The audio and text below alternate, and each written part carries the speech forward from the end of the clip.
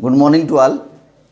बेटा electrochemical cell हमने last के लेक्चर में डिस्कस किया था, उसके बाद इलेक्ट्रोड पोटेंशियल फिर हमने डिस्कस किया था, फिर मेजरमेंट हमने पढ़ी थी।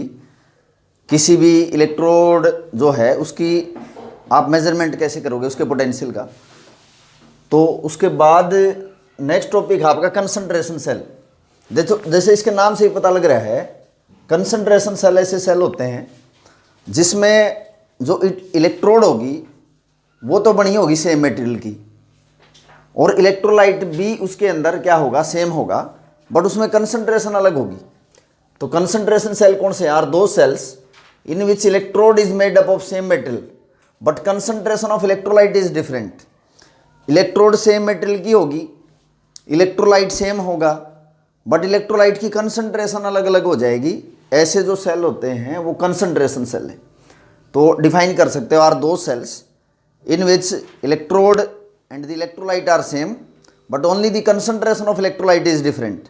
ऐसे सेल को हम क्या बोल देंगे? कंसंट्रेशन सेल बोल देंगे। और कंसंट्रेशन के डिफरेंस के कारण ही इलेक्ट्रोड पोटेंशियल का डिफरेंस होगा, और उसी के कारण इलेक्ट्रॉन फ्लो होते हैं एनोड से कैथोड की तरफ। जैसे कि मैं यहाँ पे एक कंसंट्रेशन सेल आपको बता भी रहा हूँ। तो सपोज एक ये कंसंट्रेशन सेल आपके पास है, ये दो इलेक्ट्रोड आपने यूज़ कर रखी है। सपोज ये सेम मेटल की बनी हुई है, सेम मेटल, इसमें आपका जिंक भी हो सकता है, कॉपर भी हो सकता है, सिल्वर भी हो सकता है। और यहाँ आपने इनको सेपरेट किया है एक पोरस पार्टीशन से। यहाँ एक पोरस पार्टीशन है, इसके अंदर छोटे छोटे पोर्स हैं, ये है आपका पोरस पार्टीशन।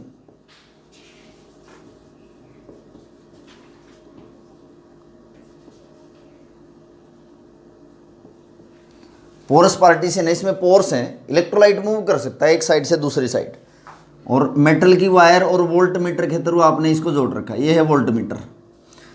अब देखो यहाँ जैसे कि ये इलेक्ट्रोड मैंने कहा कि जिंक की बनी हुई है, सपोज कॉपर की हो सकती हैं, सिल्वर की हो सकती हैं, कोई भी आप इलेक्ट्रोड यूज़ कर रहे हो, तो ये भी सेम मेटल की बनी होगी। दोनों इलेक्ट्रोड सेम मेटल की बनी हुई हैं, इनको सेपरेट किया है एक पोरस पार्टीशन से, और इस रोड को डिप किया गया है इसी के इलेक्ट्रोलाइटिक सॉल्यूशन में। जैसे कि जिंक सल्फेट है, यहाँ भी इसको डिप किया गया है कि जिंक सल्फेट के अंदर। तो यहाँ सपोज कंसंट्रेशन जो है, इसकी कंसंट्रेशन इलेक्ट्रोलाइट की वो C2 है सपोज, और इसकी जो कंसंट्रेशन है इलेक्ट्रोलाइटिक सॉल्यूशन की, ये कंसंट्रेशन सपोज मैं कहता हूँ कि C1 है। तो बेटा इलेक्ट्रॉन मूव करेंगे कहाँ से कहाँ?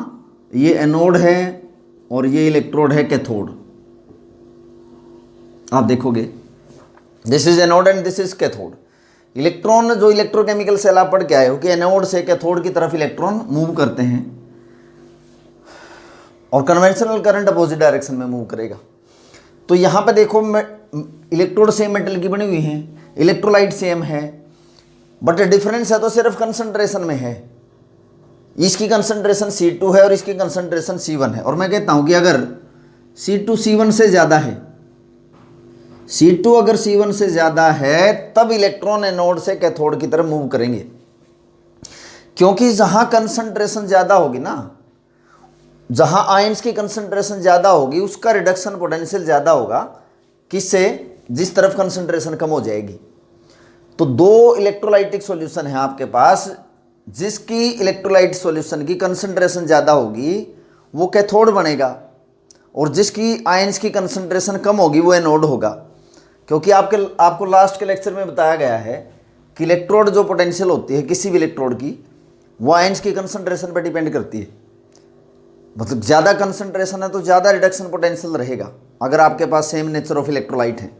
तो मैं यहाँ कहूँगा कि C2 अगर C1 से ज़्यादा है तो ये कैथोड बन जाएगी, और ये क्या बनेगी? एनोड। तो इस पे ऑक्सीडेशन होगा और इस पे क्या होगा? रिडक्शन होगा। तो आप इसको देखो रिएक्शन क्या होगी। जिंक जो है एनोड, जिस पे ऑक्सीडेशन होगा, आप देखो जिंक यहाँ पे ऑक्सीडेशन होने के बाद इसके आयन चले जाएंगे सॉल्यूशन में, और इलेक्ट्रॉन प्रोड्यूस हुए, इलेक्ट्रॉन मूव करेंगे एनोड से कैथोड की तरफ। यहाँ जो आयंस की कंसंट्रेशन है वो C1 है, जो कि एनोड पे थी। कैथोड पे क्या हुआ? कैथोड पे रिडक्शन होता है आयंस का, Zn2 प्लस आयन जो पड़े हुए हैं एक्व सॉल्यूशन में, सपोज इनकी कंसंट्रेशन C2 है, C2 कंसंट्रेशन है यहाँ पे Zn प्लस की, यहाँ C1 कंसंट्रेशन है Zn2 प्लस की। तो इससे क्या हुआ कि इलेक्ट्रॉन इसने गेन किए 2 इलेक्ट्रॉन और ये न्यूट्रलाइज हो गया। ओवरऑल रिएक्शन देखना आप, ओवरऑल अगर रिएक्शन देखोगे तो इसमें हुआ क्या है, Zn2 plus ion C2 concentration वाले, और यहाँ मैं रिप्रेजेंट करता हूँ, देखो मोलर कंसंट्रेशन कांस्टेंट है, Zn2 प्लस यहाँ कंसंट्रेशन है C1। बेटा इसमें कोई भी नेट केमिकल चेंज नहीं हुआ, इस केमिकल रिएक्शन में there is no net chemical change. Zn2 plus, यहाँ भी Zn2 प्लस लिखा है, सिर्फ कंसंट्रेशन का डिफरेंस है, यहाँ कंसंट्रेशन C2 है, यहाँ कंसंट्रेशन C1 है। तो इस तरह के जो सेल होते हैं उनकी ईएमएफ आप कैसे निकालोगे, ईएमएफ जब हम सेल की निकालेंगे तो इसके लिए फार्मूला है -0.0591 बाय n, लास्ट के लेक्चर्स में ही पढ़ के आए हैं, logarithm of C1 bye C2। अब C1 कंसंट्रेशन उसकी है बेटा जिस पे ऑक्सीडेशन हुआ है, और C2 कंसंट्रेशन उस इलेक्ट्रोलाइटिक सॉल्यूशन की है जिस पे रिडक्शन हुआ है। और मैंने आपको बताया अभी ये C2 की कंसंट्रेशन C1 से ज़्यादा है, इसका मतलब reduction potential cathode of cell में ज़्यादा है किसे, रिडक्शन पोटेंशियल ऑफ एनोड, तभी तो इस पे रिडक्शन हुआ है, इस पे क्या हुआ है, ऑक्सीडेशन हुआ है। इसको मैं ऐसे भी लिख सकता हूँ इस फार्मूले को 0.059, साइन चेंज कर दिए, लॉगरिथम ऑफ तो C2 बाय C1। तो ये दो फार्मूले से आप ईएमएफ निकाल सकते हो। और ये जो ईएमएफ है सेल की स्टैंडर्ड नहीं है, क्योंकि इलेक्ट्रोलाइट की जो कंसंट्रेशन है वो स्टैंडर्ड आपने नहीं ली है। तो इलेक्ट्रोलाइटिक कंसंट्रेशन, इलेक्ट्रोलाइटिक जो आपके पास ये सेल हैं कंसंट्रेशन सेल, इसकी ईएमएफ निकाल सकते हो इन फार्मूले से। अब देख रहे हो कि इसमें कोई केमिकल चेंज नहीं हुआ, तो आप देखोगे कि शुरू में यहाँ कंसंट्रेशन ज़्यादा थी, इधर कंसंट्रेशन कम थी। तो जैसे जैसे टाइम बीतता है, आप पहले पढ़ के आए हो इलेक्ट्रोकेमिकल सेल में कि एनोड जो होते हैं जिस पे ऑक्सीडेशन हुआ है, यहाँ आयंस की कंसंट्रेशन बढ़ती जाएगी, क्योंकि इसके एटम आयंस के रूप में इसमें आने शुरू हो जाएंगे। तो यहाँ आयंस की कंसंट्रेशन बढ़नी शुरू हो जाएगी जैसे जैसे समय बीतेगा, और तो इसमें कंसंट्रेशन क्या होगी, धीरे धीरे कम होती रहेगी। तो एक समय ऐसा आ जाएगा जब दोनों की कंसंट्रेशन C1 और C2 की कंसंट्रेशन इक्वल हो जाएगी। जब C1 और C2 की कंसंट्रेशन, क्योंकि यहाँ कंसंट्रेशन डिक्रीज होती है रिडक्शन से, यहाँ कंसंट्रेशन बढ़ेगी, तो इसका रिडक्शन पोटेंशियल भी चेंज हो रहा है और इसका भी रिडक्शन पोटेंशियल चेंज हो रहा है, क्योंकि बेटा रिडक्शन पोटेंशियल आयंस की कंसंट्रेशन पे डिपेंड करती है। तो अगर धीरे धीरे कंसंट्रेशन बदलनी शुरू हो गई, इसमें इसकी बढ़ रही है, इसकी कम हो रही है, पहले इसकी ज़्यादा थी इसकी कम थी, धीरे धीरे इसकी बढ़नी शुरू होगी, बिकॉज आयंस इसमें आ रहे हैं, यहाँ के आयन इस पर डिपॉजिट हो जाएंगे। तो एक स्टेज ऐसी आ जाएगी जब दोनों की कंसंट्रेशन सेम हो जाएगी, और अगर दोनों तरफ कंसंट्रेशन सेम हो गई तो ईएमएफ क्या हो जाएगी सेल की, ईएमएफ सेल की 0 हो जाएगी, क्योंकि ईएमएफ सेल की कब शो करेगा, जब दोनों इलेक्ट्रोड के पोटेंशियल में कुछ डिफरेंस होगा।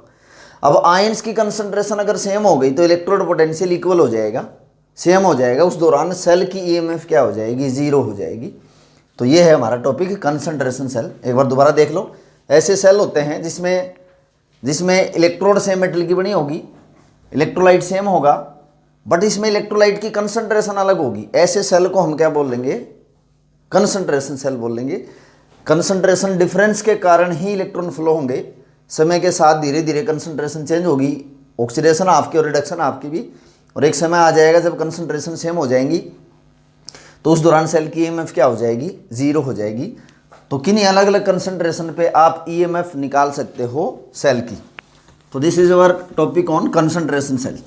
नेक्स्ट टॉपिक है हमारा नस्ट इक्वेशन, जो आपने पहले पढ़ के आए हो। नस्ट इक्वेशन हमने यूज़ की थी कि अगर इलेक्ट्रोलाइट की कंसंट्रेशन 1 मोलर ना हो और टेम्परेचर 298 केल्विन ना हो, तो उस दौरान किसी भी जो इलेक्ट्रोड का पोटेंशियल होगा उसको हमने नस्ट इक्वेशन से कैलकुलेट किया था। तो अब हम नस्ट इक्वेशन से ना इक्विलिब्रियम कांस्टेंट निकालेंगे। इक्विलिब्रियम कांस्टेंट +1 का टॉपिक है equilibrium. Equilibrium constant from Nernst equation, बहुत इजी टॉपिक है, ध्यान से समझना बेटा, equilibrium constant from Nernst equation. देखो क्या होता है कि जैसे आपके पास कोई इलेक्ट्रोकेमिकल सेल है, suppose you have an electrochemical cell, जैसे लास्ट में एग्जांपल हम जिंक और कॉपर इलेक्ट्रोड का यूज़ करके हम सीखा है। इसमें ये आपके पास दो इलेक्ट्रोड हैं, वोल्टमीटर से आपने कनेक्ट कर रखा है, ये जिंक है और ये आपके पास इलेक्ट्रोलाइट है, इसमें जिंक सल्फेट। और सपोज ये डिफरेंट मेटल की इलेक्ट्रोड है कॉपर की, और इसको डिप किया आपने कॉपर सल्फेट में, आपने साल्ट ब्रिज भी इसमें यूज़ किया है। तो देखो ये इलेक्ट्रोकेमिकल सेल हम बहुत अच्छे से पढ़ के आए हैं। अब जो इलेक्ट्रोकेमिकल सेल, ये एनोड है, ये कैथोड है, इलेक्ट्रॉन ट्रांसफ़र होते हैं कहाँ से कहाँ, फ्रॉम एनोड टू कैथोड। तो इलेक्ट्रोकेमिकल सेल में हम ये पढ़ के आए हैं कि जैसे ही इस एनोड पे, जो कि ये एनोड है, ये एनोड आपकी है, इस पे ऑक्सीडेशन होगा और इस पे होगा रिडक्शन।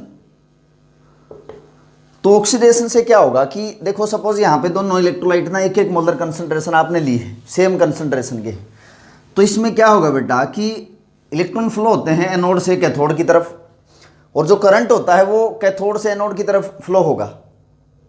अब इसमें होता क्या है, समय के साथ अगर इस पे ऑक्सीडेशन होगा ना, तो यहाँ के एटम्स आयंस की फॉर्म में इसमें सॉल्यूशन में आना शुरू हो जाएंगे, और यहाँ के जो ये C2+ आयन हैं बहुत सारे, ये इलेक्ट्रॉन लेके इस पर डिपॉजिट होना शुरू हो जाएंगे। देखो इलेक्ट्रॉन फ्लो हुए थे क्योंकि इलेक्ट्रोड पोटेंशियल दोनों का अलग अलग था, इसका रिडक्शन पोटेंशियल, इसका रिडक्शन पोटेंशियल अलग अलग था। तो इलेक्ट्रॉन फ्लो हुए थे जिंक से कॉपर की तरफ, और करंट फ्लो हुआ था कैथोड से एनोड की तरफ। तो जैसे जैसे समय बीतेगा, ऑक्सीडेशन ऑफ सेल में आयंस की कंसंट्रेशन बढ़ती है ऑक्सीडेशन से, और जो ये रिडक्शन ऑफ सेल है इसमें आयंस की कंसंट्रेशन कम हो जाएगी जैसे जैसे ये इलेक्ट्रोकेमिकल सेल काम करेगा।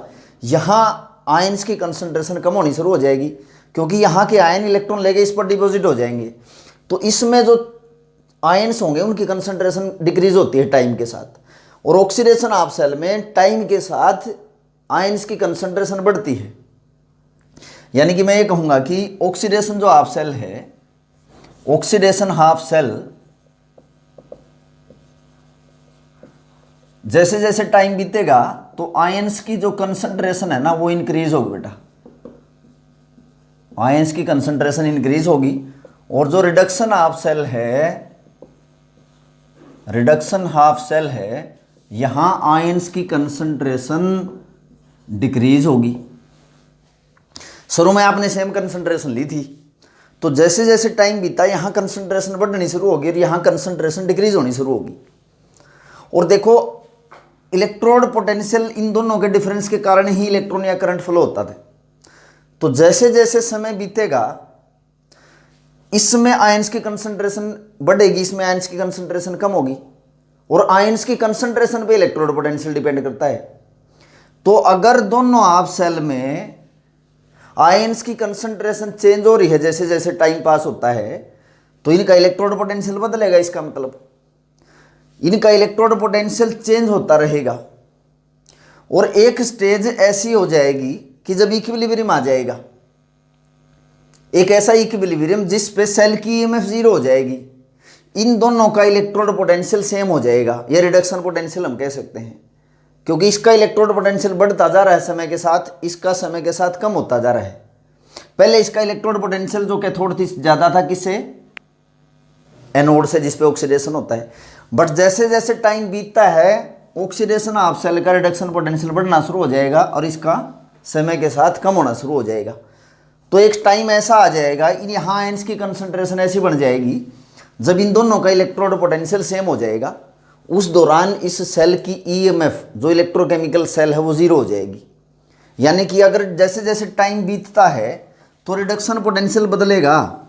तो ग्राफिकली मैं इसको अगर समझाऊं, रिडक्शन पोटेंशियल जैसे ये दिखाया है कि वाई एक्सिस पे, और ये है प्रोग्रेस ऑफ रिएक्शन, जैसे जैसे रिएक्शन हुई, प्रोग्रेस ऑफ रिएक्शन। तो जैसे जैसे टाइम बीतता है तो जो रिडक्शन हाफ सेल है, ये रिडक्शन हाफ सेल है, रिडक्शन हाफ सेल का आप देख सकते हो कि रिडक्शन पोटेंशियल क्या होता जा रहा है, डिक्रीज होता जा रहा है जैसे जैसे टाइम पास होता है। और जो ऑक्सीडेशन हाफ सेल है, ये ऑक्सीडेशन हाफ सेल है, आप देखोगे कि ऑक्सीडेशन हाफ सेल जो है इसका रिडक्शन पोटेंशियल बढ़ता जा रहा है। रिडक्शन पोटेंशियल बढ़ रहा है किसका, टाइम के साथ, किसका, जो ऑक्सीडेशन हाफ सेल है। और कम किसका हो रहा है, देख लो, जो रिडक्शन हाफ सेल है। तो एक ऐसा स्टेज आ जाएगी जब क्या आ जाएगा, इक्विलिब्रियम आ जाएगा, यानी कि दोनों का पोटेंशियल जीरो, दोनों का पोटेंशियल सेम हो जाएगा। अगर दोनों इलेक्ट्रोड का पोटेंशियल सेम हो गया तो ईएमएफ सेल की क्या हो जाएगी, जीरो हो जाएगी, क्योंकि इलेक्ट्रोड पोटेंशियल के डिफरेंस के कारण ही इलेक्ट्रोमोटिव फोर्स होता है और तभी इलेक्ट्रॉन फ्लो होते हैं, तभी कन्वेंशनल करंट फ्लो होता है। तो ये ग्राफिकली आप यहां से समझ सकते हो कि एक ऐसी स्टेज आ जाएगी बेटा, आयंस की कंसंट्रेशन ऐसी बढ़ जाएगी ऑक्सीडेशन और रिडक्शन हाफ सेल में, जब दोनों का इलेक्ट्रोड पोटेंशियल सेम हो जाएगा। इलेक्ट्रोड पोटेंशियल अगर सेम हो गया ऐसी आयंस की कंसंट्रेशन पे, तो सेल की ईएमएफ जीरो हो जाएगी, और जो यहाँ पे आयंस की कंसंट्रेशन है वो इक्विलिब्रियम कंसंट्रेशन बोली जाएगी। किसी भी ऑक्सीडेशन या रिडक्शन हाफ सेल की रिएक्शन में इसमें कैसे हम डिनोट करेंगे, देखो कि जो जिंक है, जिंक पे क्या हुआ, इसमें ऑक्सीडेशन हुआ, और कॉपर पे क्या हुआ बेटा, रिडक्शन। बहुत बार डिस्कस कर चुके। एक ऐसी स्टेज आ जाएगी जब इक्विलिब्रियम आ जाएगा, ये इक्विलिब्रियम आ गया, इक्विलिब्रियम पे इलेक्ट्रोड पोटेंशियल सेम हो जाएगा, सेल की ईएमएफ क्या हो जाएगी, जीरो हो जाएगी।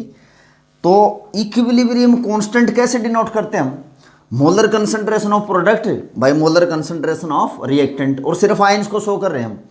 तो इक्विलिब्रियम कांस्टेंट के in terms of concentration C, तो उसको मैं कैसे लिखूंगा, molar concentration of zinc ion by molar concentration of this copper ion. ये इक्विलिब्रियम पॉइंट है आपका, आयंस की कंसंट्रेशन कांस्टेंट हो गई, इस पॉइंट को मैं क्या बोलूंगा, equilibrium constant in terms of concentration of ions. अब नस्ट इक्वेशन में आप पुट कर दो ये चीज। नस्ट इक्वेशन क्या है सेल की ईएमएफ के लिए, EMF of cell is equal to E naught of cell minus 0.0591 by n logarithm of, यहाँ मैं लिखूंगा इसको, आप logarithm to the base e की टर्म में लिखो, क्योंकि यहाँ एक ऐसा फार्मूला जनरेट होगा जो कि आगे यूज होगा आपका। तो मैं यहाँ लिखूंगा EMF of cell is equal to E naught of cell minus R T over n F natural logarithm of Zn2 plus ions और Cu2 प्लस आयन की कंसंट्रेशन। बेटा ये नस्ट इक्वेशन का फार्मूला है। सेल की EMF other than the standard condition, cell की EMF standard condition पे RT over NF, ये आयंस की कंसंट्रेशन है, प्रोडक्ट बाय रिएक्टेंट या एनोड बाय कैथोड।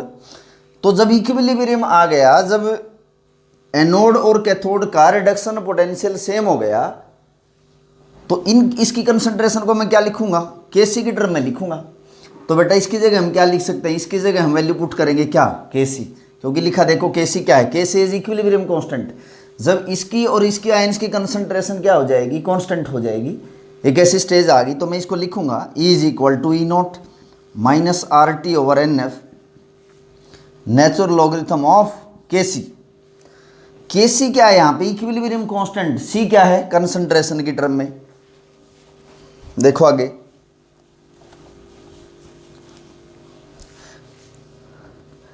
Kc किसकी जगह लिखा है, Kc मैंने इसकी जगह लिखा है। अब तुम इस नेचुरल लॉगरिथम को log to the base e को log टू दी बेस 10 में कन्वर्ट करो बेटा।